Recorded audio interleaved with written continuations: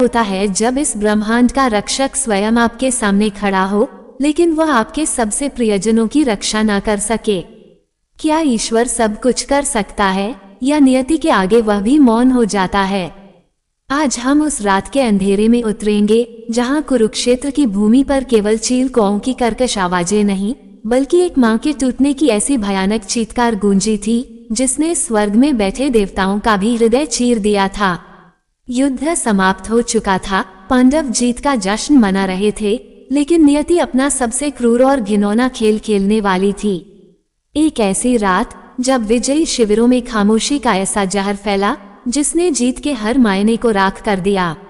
ये कहानी है उस सवाल की जिसने स्वयं भगवान कृष्ण को निःशब्द कर दिया था। कुरुक्षेत्र की 18वें दिन की रात।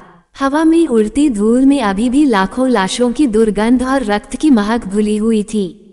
आसमान में एक भी तारा नहीं था, मानो ब्रह्मांड ने भी अपनी आंखें मूंद ली हों। पांडवों के शिविर में चारों ओर एक अजीब सा भयानक सन्नाटा पसरा था। हवा भी जब टेंट के पर्दों से टकराती तो किसी के सिसकने की आवाज सी लगती। मशालों की पीली और कांपती हुई रोशनी में परछाइयां ऐसे नाच रही थीं जैसे मौत खुद जश्न मना रही हो। उसी भयानक और मनहूस रात के अंधेरे में अश्वत्थामा एक परछाई की तरह शिविर में घुसा। उसकी आंखों में प्रतिशोध की ऐसी अंधी आग जल रही थी जो किसी भी निर्दोष को भस्म करने के लिए आतुर थी। वह रात इतिहास की सबसे काली रात बनने वाली थी। शिविर के भीतर द्रौपदी के 5 पुत्र उपांडव गहरी नींद में सो रहे थे। युद्ध की थकान ने उनके मासूम चेहरों पर एक अजीब सी शांति बिखेर रखी थी। वे सपने देख रहे होंगे अपने पिता के राज्याभिषेक के, अपने सुनहरे भविष्य के। लेकिन तभी उस शांति को एक क्रूर तलवार की चमक ने चीर दिया। सोते हुए निहत्थे बालकों पर अश्वत्थामा का कहर टूट पड़ा। कोई संघर्ष नहीं, कोई चीख नहीं, बस हवा में सन्नाटे को चीरती हुई तलवार की सरसराहट और उसके बाद बहते हुए गर्म खून की टप टप की आवाज। चंद पलों में 5 उज्जवल भविष्य रक्त के दलदल में डूब गए। हत्यारे के कदम लौट गए, लेकिन अपने पीछे वो एक ऐसी तबाही छोड़ गया जिसकी गूंज युगों युगों तक ब्रह्मांड में सुनाई देने वाली थी। अगली सुबह जब सूरज की पहली किरण ने शिविर को छुआ तो वह रोशनी भी कांप उठी। जमीन पर दूर तक सिर्फ लाल रंग पसरा हुआ था। खून इतना ज्यादा था कि मिट्टी उसे सोख नहीं पा रही थी। दासी जब शिविर में गई तो उसके हाथ से जल का पात्र छूटकर गिर गया। उसकी चीख ने पूरे शिविर को झकझोर कर रख दिया। वह चीख इतनी भयानक थी कि मीलों दूर तक पक्षी अपने घोंसलों से उड़ गए। जो पांडव अजेय माने जाते थे, जिनके पास सुदर्शन चक्रधारी कृष्ण थे, उनके ही शिविर में मौत ने ऐसा नंगा नाच किया था। अब इंतजार था उस मां का जिसने अपने अपमान का बदला लेने के लिए इस महायुद्ध की नींव रखी थी। द्रौपदी, पांचाल की राजकुमारी अयोनिजा, जिसके कदमों की आहट से कभी सभाएं शांत हो जाती थीं, आज उसी शिविर की ओर दौड़ी चली आ रही थी। उसके बाल खुले हुए थे, सांसें उखड़ी हुई थीं और माथे पर पसीने की बूंदें चमक रही थीं। उसे समझ नहीं आ रहा था कि दासी की चीख का अर्थ क्या है। जैसे ही उसने शिविर का पर्दा हटाया, उसकी आंखें फटी की फटी रह गईं। सामने 5 अलग अलग बिस्तरों पर उसके जिगर के 5 टुकड़े कटे हुए पड़े थे। खून से सने कपड़े, कटे हुए सिर और वो भयानक सन्नाटा। द्रौपदी के पैरों तले जमीन खिसक गई। हवा में उड़ने वाली धूल भी मानो उस पर ठहर गई। ये वह दृश्य था जिसे देखने से पहले कोई भी मां अपनी आंखें फोड़ लेना चाहेगी। उस दृश्य ने द्रौपदी के मस्तिष्क के हर तार को झकझोर दिया। वह रोई नहीं, बल्कि एक भयानक, ठंडी और खोखली हंसी उसके होठों से फूट पड़ी। वह पागलों की तरह हंसने लगी। हा हा हा, ये कैसा भ्रम है, मेरे वीर पुत्र तो सो रहे हैं। वह जमीन पर घुटनों के बल गिरी और एक एक कर अपने बेटों के पास रेंगते हुए गई। कभी वह उनके खून से सने बालों को सहलाती, कभी उनके ठंडे गालों को चूमती। उठो प्रतिविंध्या, उठो श्रुतसेन, सूर्योदय हो गया है मेरे लाल। अचानक उसकी वह खोखली हंसी एक दिल दहला देने वाली चीख में बदल गई। वह अपना सिर जमीन पर पटकने लगी। उसका विलाप इतना भयानक था कि पत्थर भी पिघलकर आंसू बन जाएं। द्रौपदी के हाथ अपने ही बच्चों के जमे हुए खून से लाल हो चुके थे। वह कांपते हाथों से उस खून को अपने चेहरे पर मलने लगी, मानो उस गर्माहट में अपने बच्चों की आखिरी सांसें ढूंढ रही हो। तभी पीछे से पांचों पांडव वहां आ पहुंचे। युधिष्ठिर धर्म के अवतार थे, लेकिन आज वे एक बेबस पिता की तरह जमीन पर गिर पड़े। भीम, जिसके बाहुबल से पूरी धरती कांपती थी, अपनी विशाल गदा छोड़कर बच्चों की तरह फफक फफक कर रोने लगा।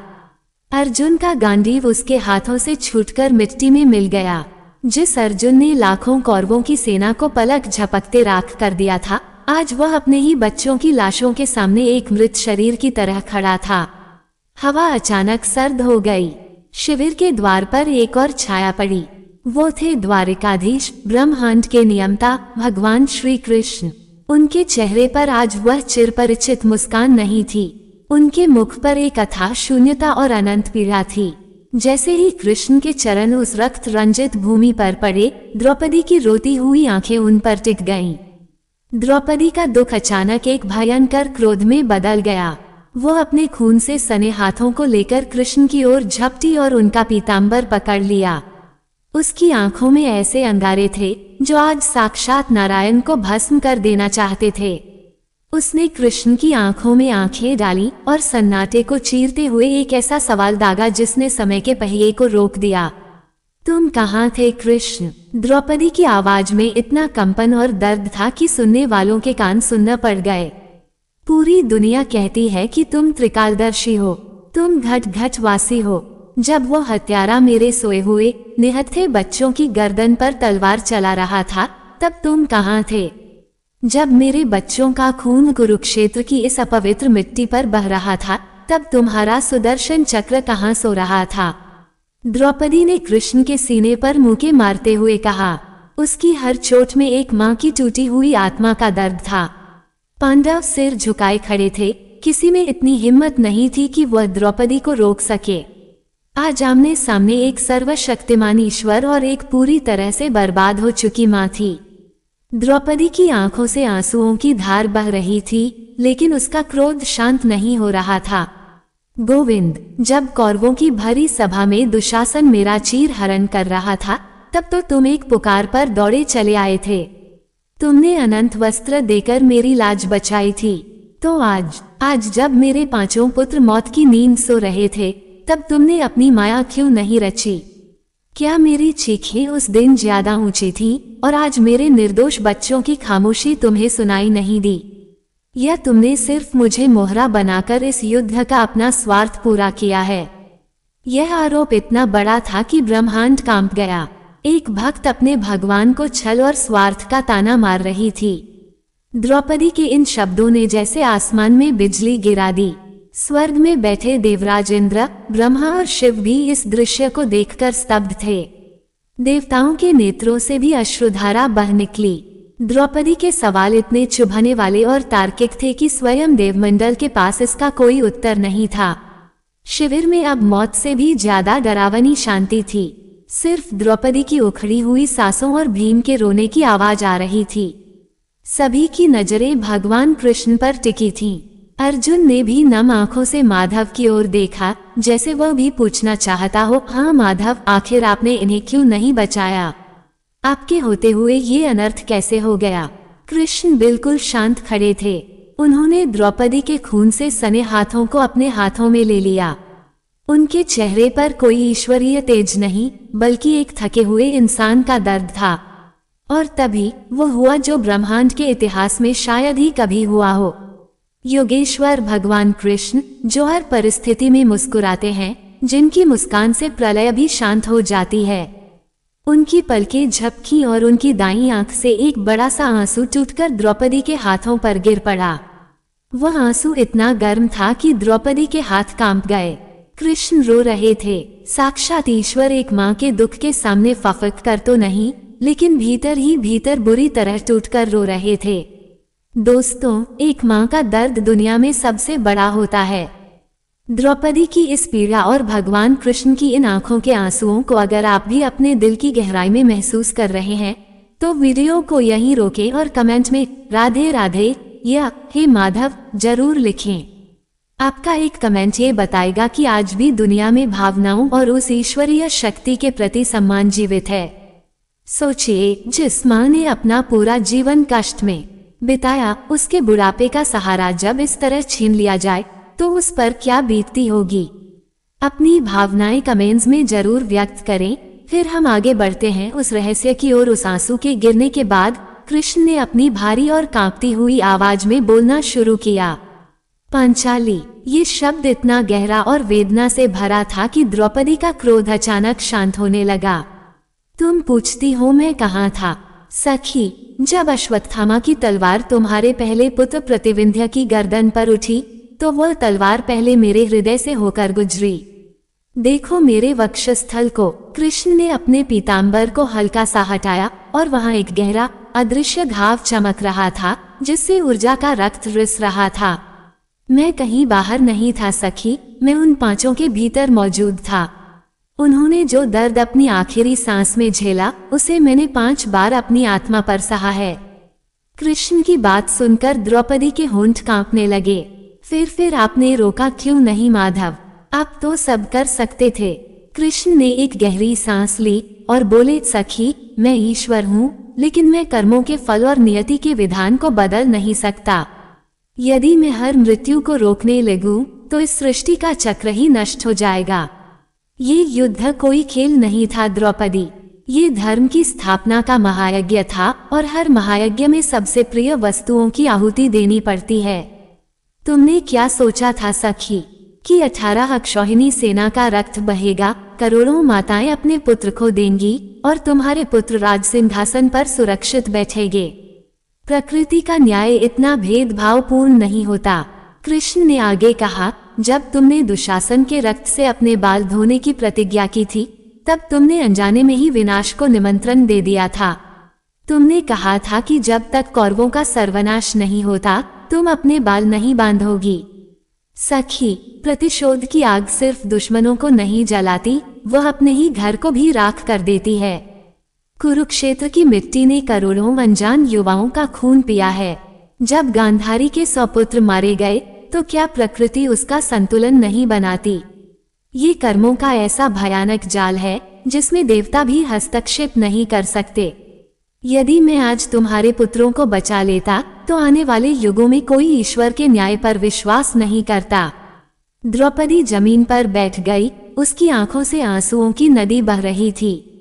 कृष्ण ने उसके सिर पर हाथ रखा और एक रहस्य खोला। द्रौपदी, तुम्हारे ये 5 पुत्र असल में विश्वेदेव नामक देवता थे। पिछले जन्म में उन्हें महर्षि विश्वामित्र का श्राप मिला था कि उन्हें मनुष्य योनि में जन्म लेना पड़ेगा और उनकी मृत्यु बहुत ही कम आयु में सोते समय होगी। उनका इस धरती पर समय इतना ही था। वे अपना श्राप मुक्त करके वापस अपने देवलोक लौट गए हैं। मैं उनकी जीवन अवधि को नहीं बढ़ा सकता था, क्योंकि ऐसा करना सृष्टि के नियमों और उस महान ऋषि के वचनों का अपमान होता। जो हुआ है वो बहुत क्रूर है, लेकिन यही उनकी नियति थी। तुम शरीर के मिट जाने को मृत्यु मान रही हो पांचाली। कृष्ण की आवाज अब पूरे शिविर में एक दिव्य उपदेश की तरह गूंज रही थी। शरीर तो मात्र एक वस्त्र है, तुम्हारे पुत्रों की आत्मा अमर है। वे इस घोर कलयुग के आरंभिक पापों से मुक्त हो गए। सोचो, जो बच्चे एक छल भरे युद्ध की नींव पर खड़े साम्राज्य को देखते, क्या वे कभी चैन की नींद सो पाते? ईश्वर जब किसी को अचानक अपने पास बुलाता है तो कभी कभी वो उसे दुनिया की सबसे बड़ी क्रूरता से बचा रहा होता है। मैंने उन्हें दर्दनाक भविष्य और जीवन भर के संताप से मुक्ति दी है। मैं उनका रक्षक हूँ और मैंने उनकी आत्मा की रक्षा की है।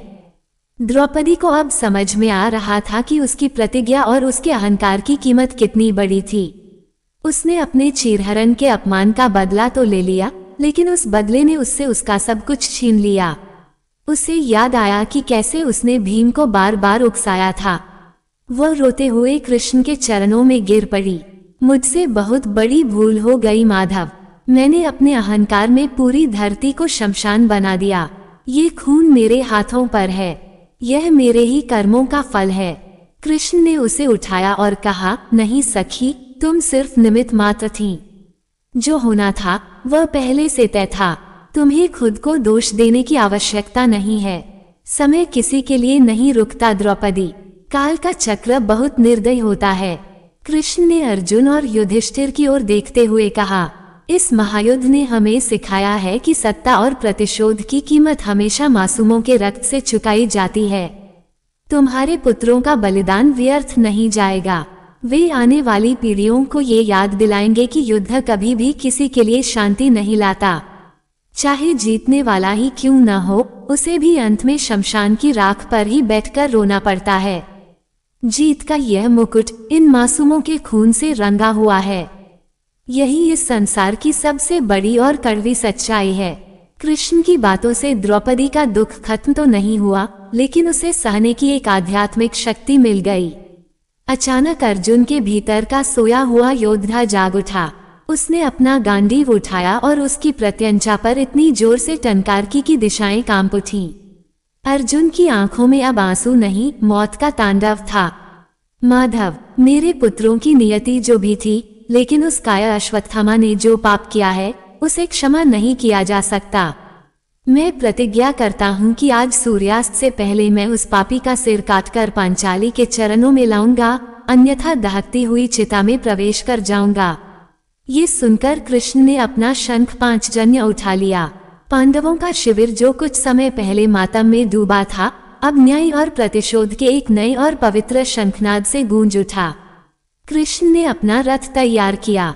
उठो पार्थ, धर्म की स्थापना अभी पूरी नहीं हुई है।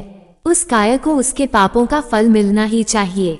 द्रौपदी वहीं अपने बच्चों के शवों के पास बैठी रही, लेकिन अब वो पागलों की तरह विलाप नहीं कर रही थी। उसकी आंखें अर्जुन के रथ के पहियों की उड़ती धूल को देख रही थीं। वो एक माँ थी जिसने सत्य को स्वीकार कर लिया था, लेकिन अब उसे न्याय चाहिए था। भगवान कृष्ण ने रथ की रास थामी और अश्वत्थामा की दिशा में रथ दौड़ा दिया। रथ हवा की गति से भागता हुआ महर्षि वेदव्यास के आश्रम के पास पहुंचा, जहां अश्वत्थामा छिपा बैठा था। उसे जब लगा कि अब उसकी मृत्यु निश्चित है, तो उस काया ने अपने बचाव के लिए दुनिया के सबसे खतरनाक अस्त्र ब्रह्मास्त्र का आह्वान कर दिया। एक ऐसा अस्त्र जो पूरी पृथ्वी को राख में बदल सकता था। जवाब में अर्जुन ने भी अपना ब्रह्मास्त्र निकाल लिया। आसमान में दो प्रलयनकारी सूर्य आमने सामने आ गए। दुनिया के अंत का समय आ चुका था। देवताओं ने हाथ जोड़कर दोनों से अस्त्र वापस लेने की प्रार्थना की। अर्जुन ने तो अपना अस्त्र वापस ले लिया, लेकिन अश्वत्थामा, उसे ब्रह्मास्त्र वापस लेना नहीं आता था। अश्वत्थामा का अहंकार और उसकी मूर्खता अब पूरे कुरुवंश का नामो निशान मिटाने वाली थी। जब उसे समझ नहीं आया कि उस प्रलयनकारी ब्रह्मास्त्र को कहाँ मोड़ा जाए, तो उसने एक ऐसा नीच विचार किया जिसने कृष्ण की आंखों में भयंकर क्रोध ला दिया। उसने सोचा कि पांडवों के सभी पुत्र तो मारे गए हैं, लेकिन अभिमन्यु की पत्नी उत्तरा अभी गर्भवती है। अगर उसके गर्भ में पल रहे बच्चे को मार दिया जाए तो पांडवों का वंश हमेशा के लिए समाप्त हो जाएगा। और यह सोचकर उस पापी ने वह आग उगलता ब्रह्मास्त्र सीधे उत्तरा के गर्भ की ओर छोड़ दिया। आसमान से मौत का वह आग का गोला तेजी से उत्तरा के पेट की ओर बढ़ रहा था। उत्तरा चीखती हुई भगवान कृष्ण की ओर दौड़ी, मुझे बचाइए माधव, मेरे अजन्मे बच्चे की रक्षा कीजिए। एक तरफ परम शक्तिशाली ब्रह्मास्त्र जिसका वार कभी खाली नहीं जाता, और दूसरी तरफ एक बेबस गर्भवती स्त्री। क्या भगवान कृष्ण उस ब्रह्मास्त्र को रोक पाए? क्या प्रकृति के नियम को तोड़कर एक अजन्मे बच्चे की जान बचाई गई? यह पांडवों का वंश हमेशा के लिए धरती से मिट गया। और अश्वत्थामा को कृष्ण ने ऐसा कौन सा भयानक श्राप दिया जिसकी वजह से वह आज 5000 साल बाद भी इस धरती पर तड़प रहा है? इस रोंगटे खड़े कर देने वाले रहस्य का जवाब जानेंगे अगले एपिसोड में। अगर आप जानना चाहते हैं कि उस रात असल में क्या हुआ था, तो अभी चैनल को सब्सक्राइब करें और बेल आइकन दबाएं, क्योंकि अगला भाग आपके होश उड़ा देगा।